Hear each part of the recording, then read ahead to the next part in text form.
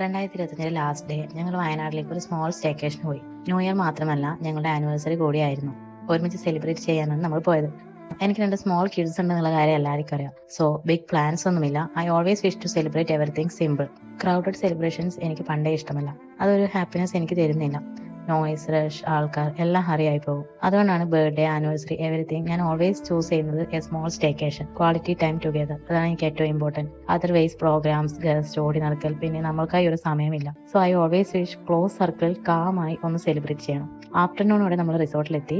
Evening swimming പൂളിലേക്ക് പോയി. That was awesome. Kids were super happy. After that ഡിന്നറിന്റെ video ഒന്നും എടുത്തില്ല. ആക്ച്വലി എനിക്ക് ടൈം ഇല്ലായിരുന്നു. നൈറ്റ് ക്യാമ്പ് ഫയർ ഉണ്ടായിരുന്നു, അവിടെ ഇരുന്നു. ഒരുപാട് കാര്യങ്ങൾ സംസാരിച്ചു. സ്കൈ നോക്കി വെറുതെ കുറേ സമയം ഇരുന്നു. Children slowly slept. നൈറ്റ് ഒരു 12 മണിയൊക്കെ ആവുന്ന സമയത്ത് വെടിക്കെട്ട് കണ്ടു. നിയർ ബൈ ഒരു ചർച്ചിൽ നിന്നായിരുന്നു.